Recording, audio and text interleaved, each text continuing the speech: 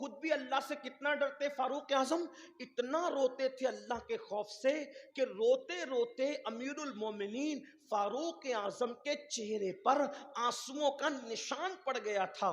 وہ فاروق اعظم حضرت کعب سے کہتے ہیں اے کعب مجھے ایسی باتیں سناؤ جس سے میرے دل میں اللہ کا مزید ڈر اور خوف پیدا ہو۔ تو اب کعب احبار اب کیا سنا رہے ذرا سنیے۔ کعب کہتے ہیں امیر المومنین جب قیامت کے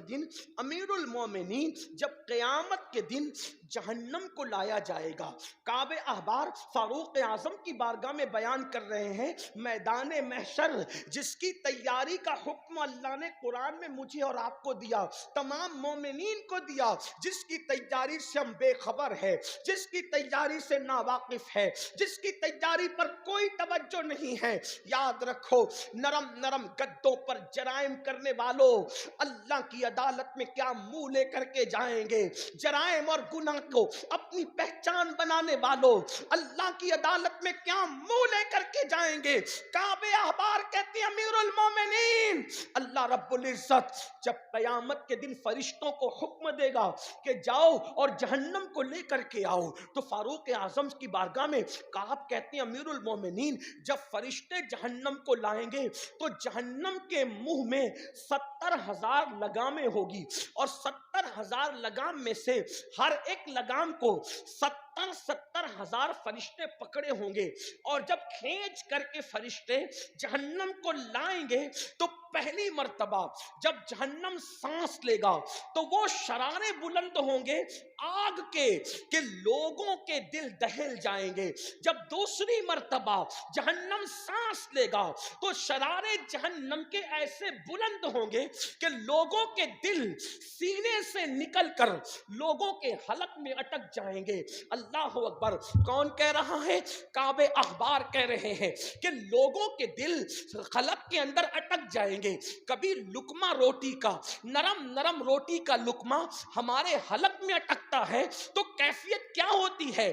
جس وقت سینے سے دل نکل کر وہ قیامت آنے والی ہے، وہ قیامت آنے والی ہے، اس قیامت میں کتنی قیامتیں ہیں اللہ اکبر!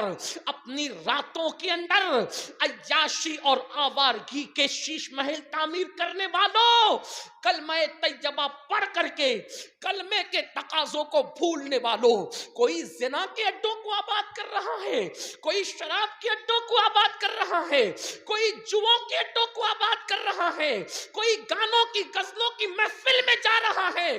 کیا ہو گیا اس قوم کو؟ یہ قوم دوسروں کو سدھارنے کے لیے آئی تھی، یہ قوم دوسروں کو جینے کا سلیقہ دینے کے لیے آئی تھی۔ سن لو، اپنی جوانی پر غرور کر کے میرے اللہ کے غضب کو چیلنج دینے والوں، اپنی دولت کے نشے میں گھمنڈ کر کے، گناہ کر کے خدا کے عذاب کو چیلنج کرنے والوں، ہمارے اندر اتنی طاقت نہیں ہے میرے بھائی کہ اللہ کا عذاب برداشت کر سکے۔ نہیں کر سکتا کوئی اللہ کا عذاب برداشت، کسی میں طاقت نہیں ہے، کسی میں قوت نہیں ہے۔ اللہ کے عذاب کا اندازہ کر لو۔ میرے آقا تو یہاں تک فرماتے ہیں کہ جہنم کے اندر اگر پہاڑ ڈال دیے جائیں تو پہاڑ بھی پگھل جائیں۔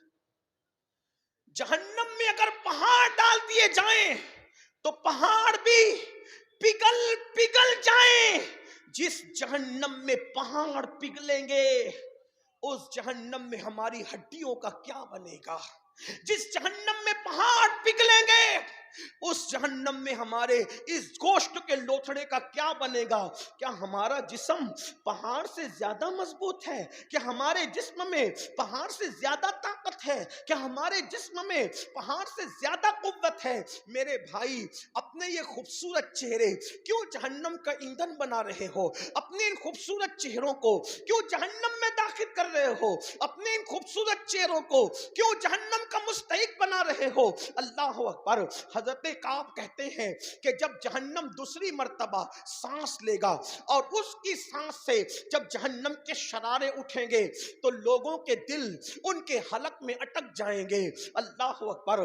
اور پھر کعب احبار کہتے ہیں امیر المومنین جب تیسری مرتبہ جہنم سانس لے گا تو اس کے شرارے جب اٹھیں گے اور اس کے شرارے اوپر کی طرف اٹھیں گے تو کعب کہتے ہیں امیر المومنین اس وقت عوام تو عوام، انبیاء کی شان یہ ہوگی، کعب احبار کہتے ہیں نبیوں کی شان یہ ہوگی کہ ابراہیم خلیل اللہ جیسا نبی، ابراہیم خلیل جیسا نبی اپنے گھٹنوں کو زمین پہ رکھ کر اللہ سے عرض کریں گے مولا آج میں کسی کے لیے کچھ نہیں مانگتا، آج تو صرف میں اپنی جان کے لیے امان طلب کرتا ہوں۔ یہ خلیل اللہ کی شان ہوگی۔ اس کو ابن حجر لکھ رہے ہیں اپنی کتاب میں، یہ ابراہیم خلیل کی شان ہوگی کہ ابراہیم خلیل اللہ اپنے گھٹنوں کو زمین پہ رکھ کے اللہ سے عرض کریں گے مولا آج ابراہیم تیری پناہ مانگتا ہے، اپنے جان کے لیے امان طلب کرتا ہے۔ میرے بھائی سوچو جب ابو الانبیاء ابراہیم خلیل کی یہ شان ہوگی تو میرے اور آپ جیسے لوگوں کا وہاں کیا ٹھکانہ، ہم جیسے لوگوں کی کیا حیثیت، اس دن کے لیے ہم نے کیا تیاری کی؟ کوئی تیاری نہیں کی۔ گناہ گناہ اور گناہ کے سوا کچھ نہیں۔ کعب احبار اسی پہ بس نہیں کرتے بلکہ کعب کہتے ہیں امیر المومنین اسی پہ بس نہیں بلکہ جہاں ابراہیم خلیل کی یہ شان ہوگی علیہ السلام کہ وہ اپنے گھٹنوں کو زمین پہ رکھ کے اللہ سے عرض کریں گے مولا میں اپنے لیے امان چاہتا ہوں، تو وہیں پر موسیٰ کلیم اللہ کی شان یہ ہوگی کہ موسیٰ علیہ السلام اپنے گھٹنے زمین پہ رکھ کر کہیں گے اے اللہ تو نے مجھ سے کلام کیا، شرف ہم کلامی مجھے عطا کیا، میرے اللہ آج موسیٰ کچھ نہیں مانگتا تجھ سے، بس موسیٰ اپنے لیے امان مانگتا ہے، اپنے لیے امان طلب کرتا ہے۔ مولا تو نے موسیٰ کو شرف ہم کلامی بخشا، موسیٰ تو آج اپنے لیے امان مانگتا ہے۔ کون موسیٰ؟ جن کے بارے میں قرآن کہتا ہے من جانب طور الایمن وقربناہ نجیا، موسیٰ طور کے دائیں طرف آؤ تاکہ تم سے سرگوشی کی جا سکے، تاکہ تم سے پیار کی باتیں کی جائے، تاکہ تم سے محبت کی باتیں کی جائے۔ وہ موسیٰ جن سے اللہ نے کلام کیا، وہ موسیٰ جو کلیم اللہ ہیں، وہ اپنے گھٹنے زمین پہ رکھ کے عرض کریں گے مولا آج میں تجھ سے اپنی امان چاہتا ہوں۔ اسی پہ بس نہیں، کعب احبار کہتے ہیں امیر المومنین صرف اسی پہ بس نہیں ہوگا، حضرت عیسیٰ کلمت اللہ، عیسیٰ روح اللہ بھی اپنے گھٹنوں کو زمین پہ رکھ کے کہیں گے میرے اللہ آج میں اپنی ماں کماری بتول مریم کے لیے کچھ نہیں مانگتا بلکہ میں تو آج اپنی جان کی امان چاہتا ہوں۔ میرے بھائیوں بتاؤ نا جہاں معصوموں کی یہ شان ہوگی اس وقت ہمارا کیا حال ہوگا؟ اپنی زندگی میں تو نہ نماز ہے، نہ رمضان شریف کے روزے ہیں، نہ اپنے چہروں پہ داڑیاں ہیں، نہ ہمارے گھروں میں دینی ماحول ہے۔ آپ جانتے ہیں، آپ کہیں گے ہمیں تو حضور بچا لیں گے نا مولانا، یہ سب ہوگا حضور، بے شک حضور بچائیں گے، لیکن حضور کا فرمان سنا آپ نے؟ اللہ کے رسول علیہ السلام کا فرمان غور سے دل کے کانوں سے سن لو۔ آقا ارشاد فرماتے ہیں جس نے جان بوجھ کر نماز چھوڑ دی قیامت کے دن اس کے ساتھ میرا کوئی وعدہ نہیں۔